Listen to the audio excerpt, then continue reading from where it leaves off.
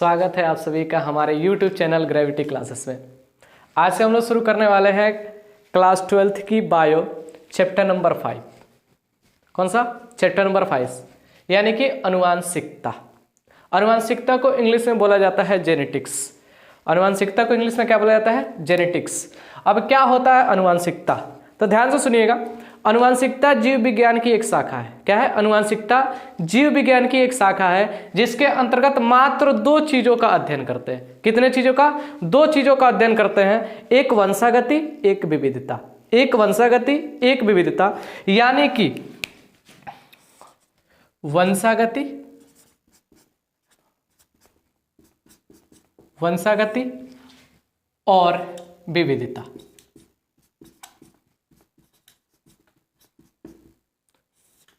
Clear है इतना चीज?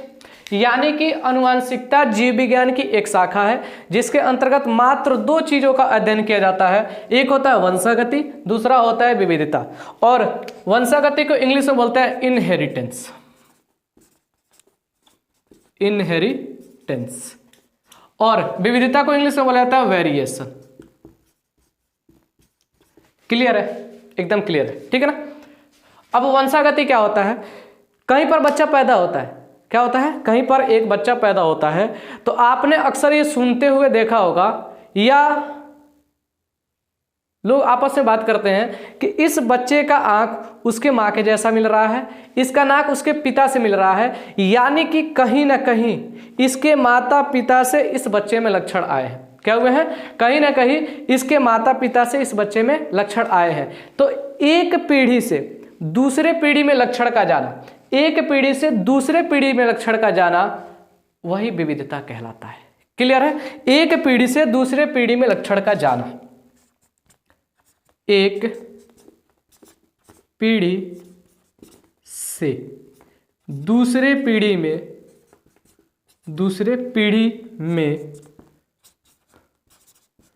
लक्षण का जाना।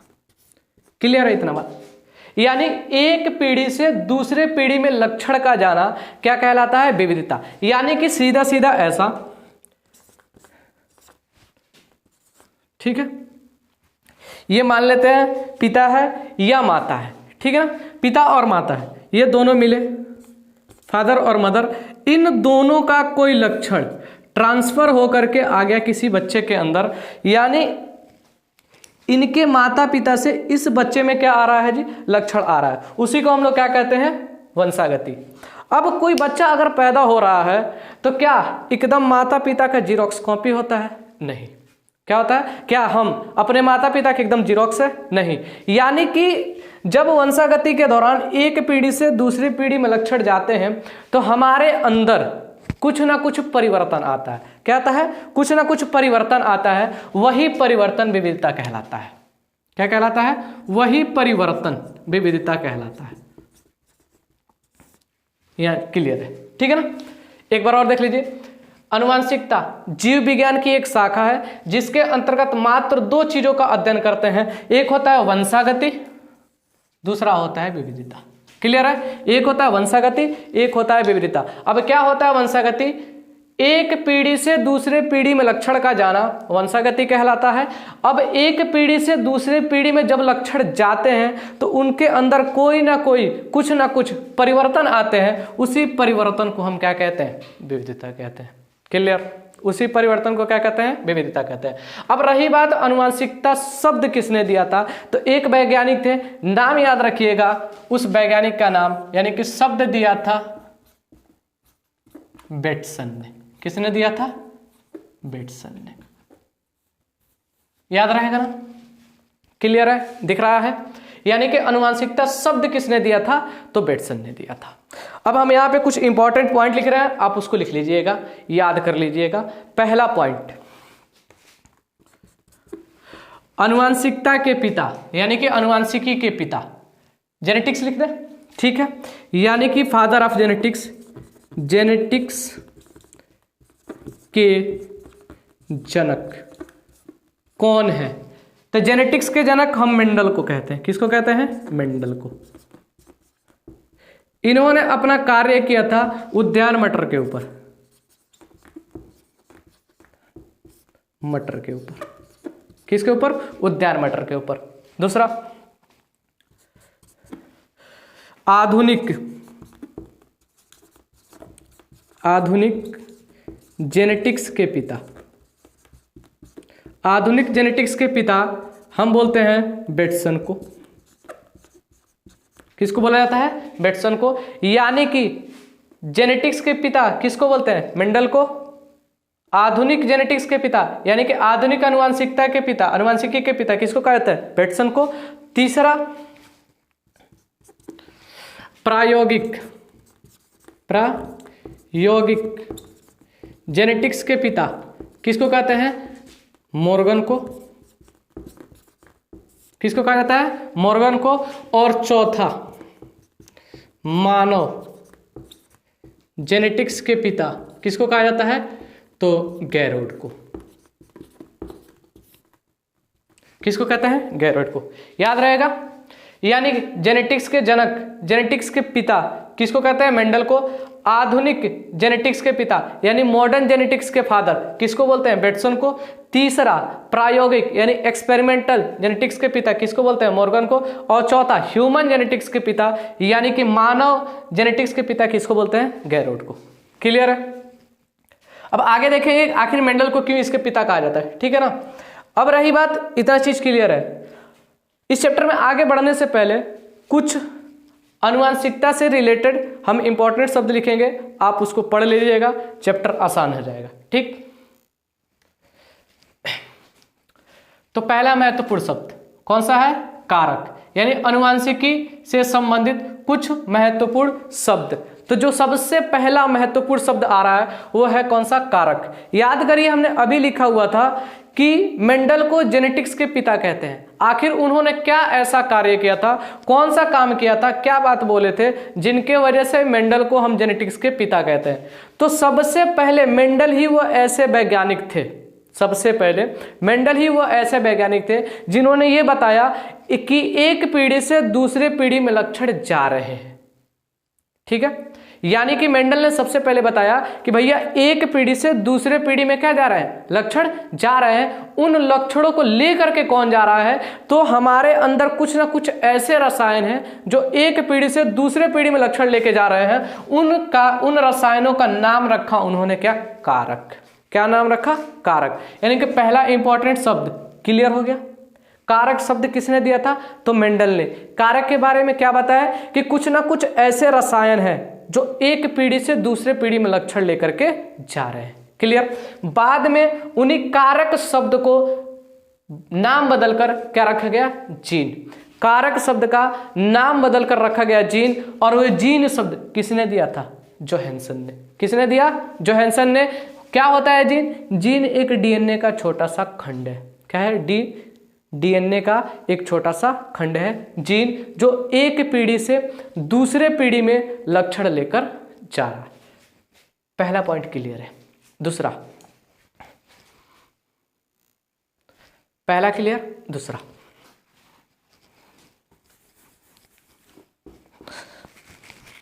दूसरा जो इंपॉर्टेंट शब्द है वो है एलील। क्या है? एलील। ठीक है, ध्यान से सुनिएगा, ये समझ में नहीं आता है। एलील क्या होता है? सबसे पहले एलील शब्द किसने दिया था?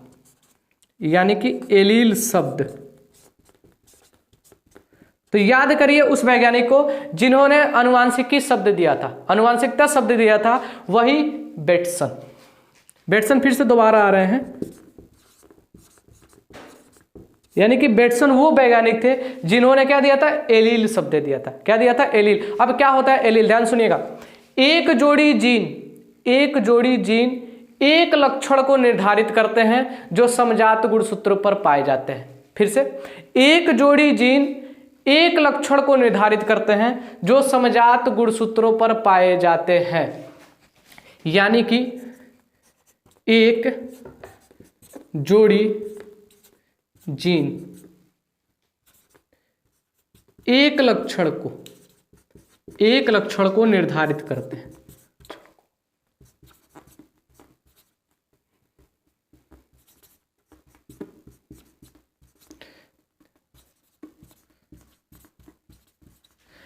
एक जोड़ी जीन एक लक्षण को निर्धारित करते हैं और कहां पाए जाते हैं? समजात गुणसूत्रों पर पाए जाते हैं।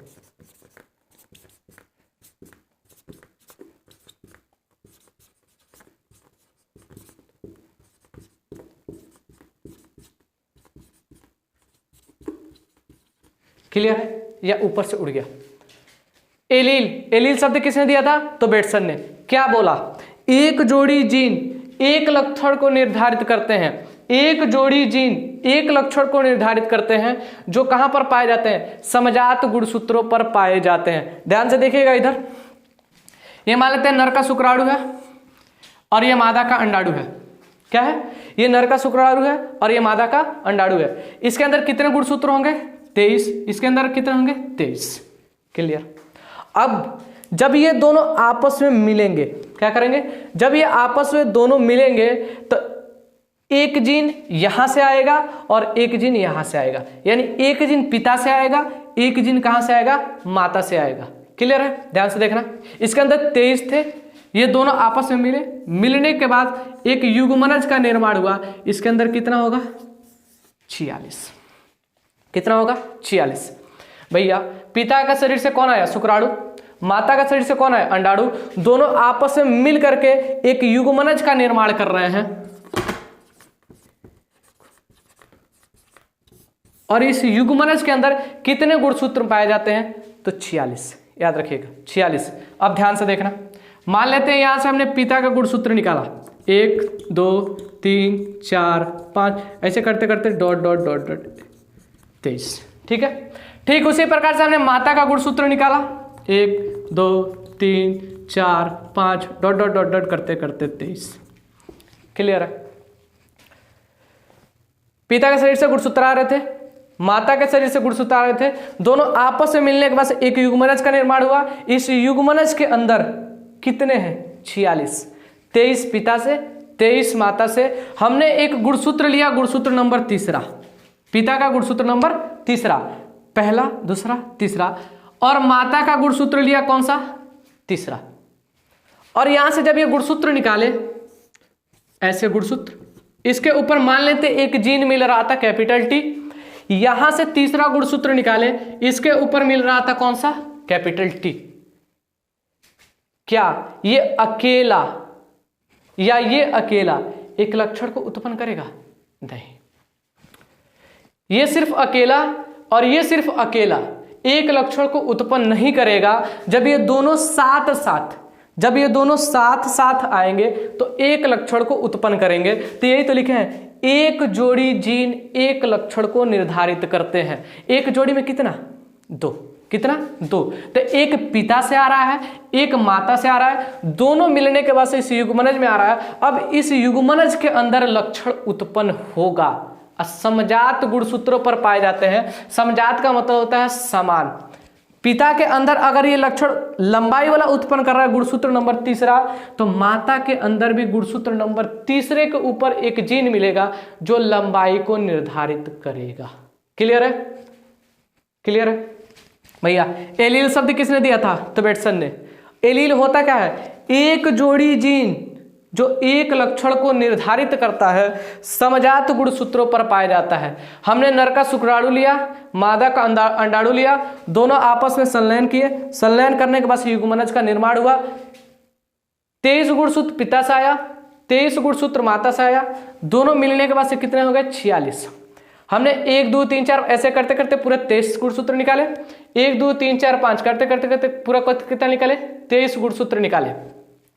अब जब हमने इस गुणसूत्र का अध्ययन किया तो पिता का जो गुणसूत्र नंबर तीसरा था, गुणसूत्र नंबर तीसरा, गुणसूत्र नंबर तीसरा, और माता का गुणसूत्र नंबर तीसरा, दोनों के ऊपर, पिता के ऊपर मान लेते हैं एक जीन मिल रहा था कैपिटल टी, माता के गुणसूत्र नंबर तीसरे पे एक जीन मिल रहा था कौन सा? Capital T. ये दोनों मिल करके जब किसी युग्मनज में जाएंगे तो एक लक्षण को निर्धारित करेंगे या नहीं करेंगे? करेंगे। तो यही क्या होता है? एलील, यानी एक जोड़ी जीन जो एक लक्षण को निर्धारित करते हैं, समजात गुणसूत्रों पर पाए जाते हैं। समजात गुणसूत्रों पर पाए जाते हैं मतलब अगर ये कैपिटल टी लक्षण को निर्धारित कर रहा है, गुणसूत्र नंबर तीसरे पर है जो पिता से आ रहा है, तो माता के अंदर से आने वाला गुणसूत्र नंबर तीसरे को ऊपर वो जीन अवेलेबल होगा जो लंबाई को क्या करेगा, निर्धारित करेगा। क्लियर। हम क्या देख रहे हैं, आनुवांशिकी से संबंधित कुछ महत्वपूर्ण शब्द, जिसमें कितना हो चुका, 2। कारक, कारक शब्द किसने दिया था, मेंडल ने। क्या बोले, कुछ ना कुछ ऐसे रसायन है जो एक पीढ़ी से दूसरे पीढ़ी में जा रहे हैं। बाद में उन्हीं कारक का क्या नाम रखा गया, जीन। किसने दिया था, जोहानसन ने। जीन क्या होता है, डीएनए का एक छोटा सा खंड होता है। दूसरा महत्वपूर्ण शब्द एलील, एलील शब्द किसने दिया था, तो बेटसन ने। क्या होता है एलील, एक जोड़ी जीन, एक जोड़ी जीन एक लक्षण को निर्धारित करते हैं जो समजात गुणसूत्रों पर पाए जाते हैं। बढ़िया समझा दिया, ठीक है। अगला इंपॉर्टेंट शब्द 2 हो गया।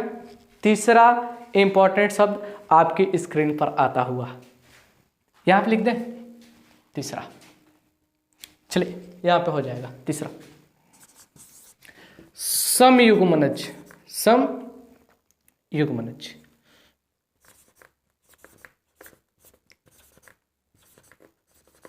समयुग्मनज यानी कि, और एक चौथा विषमयुग्मनज, विषम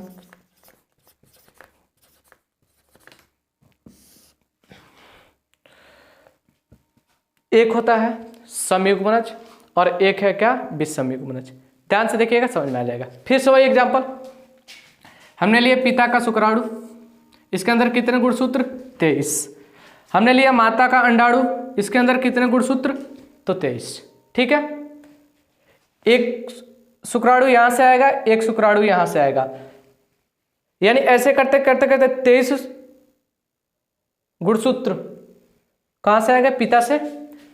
23 गुणसूत्र कहां से आएगा, माता से। और जब ये दोनों आपस में मिलेंगे तो एक युग्मनज का निर्माण होगा। क्लियर है ना, जब ये दोनों आपस में मिलेंगे तो एक युग्मनज का निर्माण होगा।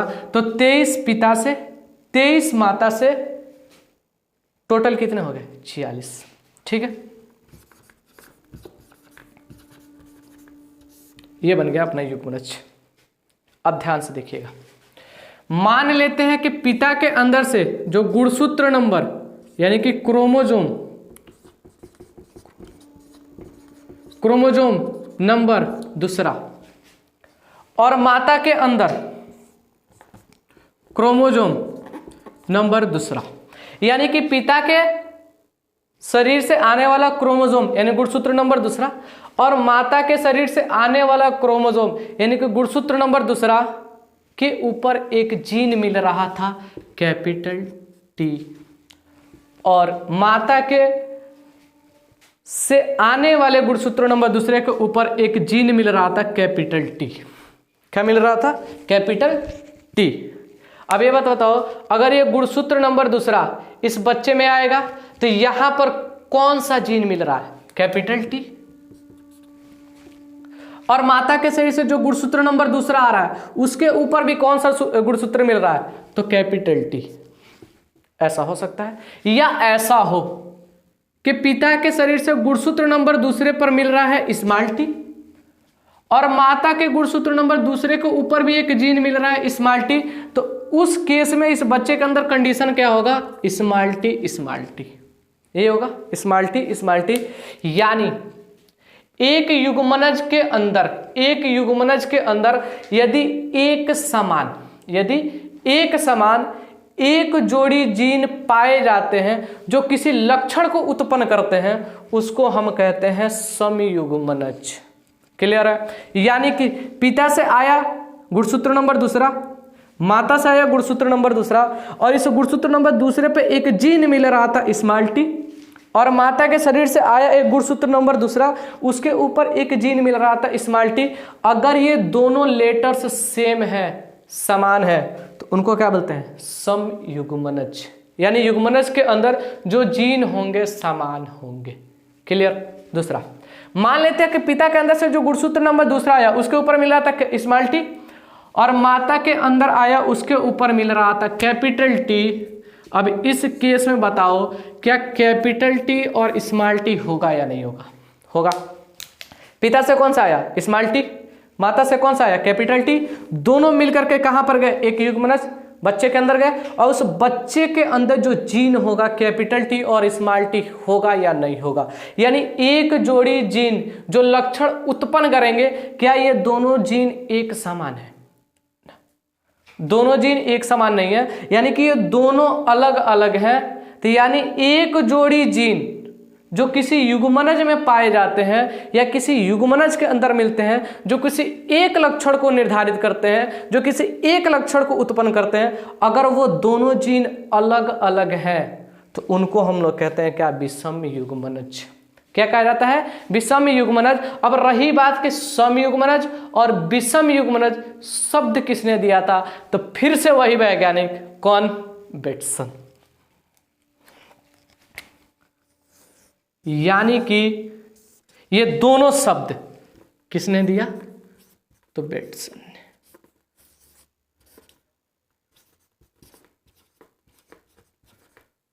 भैया बहुत इंपॉर्टेंट है, कितने बार आ चुके हैं। अनुवांशिकी शब्द किसने दिया था? तो बेटसन ने। एलील शब्द किसने दिया था? तो बेटसन ने। समयुग्मनज तथा विषम युग्मनज शब्द किसने दिया था? तो बेटसन ने। ठीक है, कितना महत्वपूर्ण शब्द हो गया? कारक, एलील, समयुग्मनज, विषम युग्मनज। ठीक है, अब अगला देखना,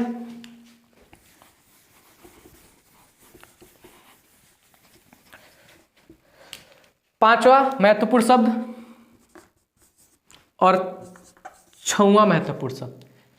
पांचवा जो है वो है लक्षण प्रारूप। लक्षण प्रारूप। और छठवां जो है वो है जीन प्रारूप। जीन प्रारूप। ठीक है, कौन सा है जी? पांचवा लक्षण प्रारूप और छठवां कौन सा? जीन प्रारूप। ठीक है, एक है लक्षण प्रारूप, एक है कौन सा? जीन प्रारूप। ठीक, फिर से वही एग्जांपल, ये पिता का शुक्राणु 23 गुणसूत्र, ये माता का अंडाणु 23 गुणसूत्र, दोनों मिलकर के एक युग्मनज का निर्माण करेंगे, कितने हो जाएंगे? 46। ठीक है, मान लेते हैं इसके गुणसूत्र नंबर तीसरे पर एक जीन मिल रहा था कैपिटल बी, और इसके गुणसूत्र नंबर तीसरे पर एक जीन मिल रहा था क्या? कैपिटल बी, जो किसी चीज को निर्धारित करेगा। मान लेते हैं आंख का रंग का निर्धारित करेगा। तो इसके अंदर कंडीशन क्या हो जाएगी? कैपिटल बी और कैपिटल बी, यानी इस युग्मनज के अंदर कंडीशन क्या होगा? Capital B, capital B. या मान लेते हैं इसके ऊपर एक जीन मिल रहा था कैपिटल टी और इसके ऊपर एक जीन मिल रहा था स्मॉल टी, तो क्या हो जाएगा? कैपिटल टी स्मॉल टी, ये होगा। तो यदि हम जीन्स को कॉपी पर लिख के दिखा रहे हैं, दर्शा रहे हैं, जीन्स को व्यक्त कर रहे हैं, लिख के समझा पा रहे हैं, उसको कहा जाता है जीन प्रारूप। क्या कहा जाता है? जीन प्रारूप। अंग्रेजी में इसको कहते हैं जीनोटाइप। जीनोटाइप, और इसको अंग्रेजी में कहा जाता है फिनोटाइप। क्लियर? यदि किसी युग्मनज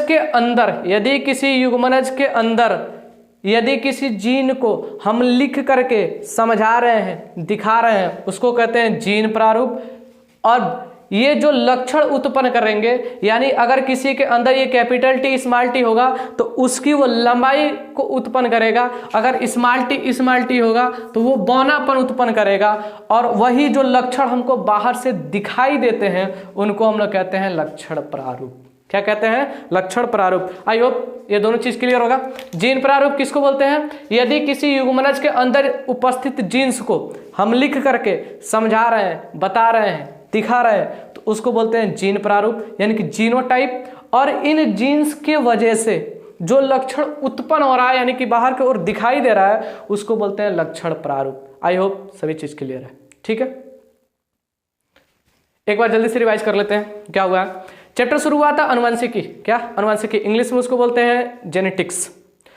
जेनेटिक्स क्या होता है? जीव विज्ञान की एक शाखा है जिसके अंतर्गत मात्र दो चीजों का अध्ययन किया जाता है। पहला वंशागति, दूसरा विविधता। पहला वंशागति, दूसरा विविधता। अब क्या होता है वंशागति? एक पीढ़ी से दूसरे पीढ़ी में लक्षण का जाना वंशागति कहलाता है। एक पीढ़ी से दूसरे पीढ़ी में लक्षण का जाना वंशागति कहलाता है। और जब एक पीढ़ी से दूसरे पीढ़ी में लक्षण जाता है तो उस बच्चे के अंदर कुछ ना कुछ परिवर्तन आता है। कहता है कुछ ना कुछ परिवर्तन आता है, यानी कि एग्जैक्ट अपने माता पिता का वो कॉपी नहीं होता है, उसी परिवर्तन को विविधता कहा जाता है। क्लियर है? उसी परिवर्तन को विविधता कहा जाता है, अंग्रेजी में वेरिएशन। अब रही बात अनुवांशिकी शब्द किसने दिया था, तो बेटसन ने। उसके बाद से हम लोग देखे कि अनुवांशिकी के पिता मेंडल को कहा जाता है। दूसरा, आधुनिक अनुवांशिकी के पिता बेटसन को कहते हैं। तीसरा, प्रायोगिक अनुवांशिकी के पिता मॉर्गन को कहते हैं। और चौथा, ह्यूमन यानी कि मानव अनुवांशिकी के पिता गैरोड को कहते हैं। उसके बाद से आया अनुवांशिकी से संबंधित कुछ महत्वपूर्ण शब्द। कारक, पहला कौन सा आया, कारक। आखिर क्या वजह रही थी कि मेंडल को जेनेटिक्स का पिता कहा गया है, तो मेंडल ही सबसे पहले वो वैज्ञानिक थे जिन्होंने बताया था कि एक पीढ़ी से दूसरे पीढ़ी में लक्षण जा रहे हैं और इनको लेकर के जाने वाला कौन है, कुछ ना कुछ ऐसे रसायन है जो एक पीढ़ी से दूसरी पीढ़ी में लक्षण लेके जा रहे हैं। उन्हीं रसायनों को मेंडल ने क्या नाम दिया था, कारक।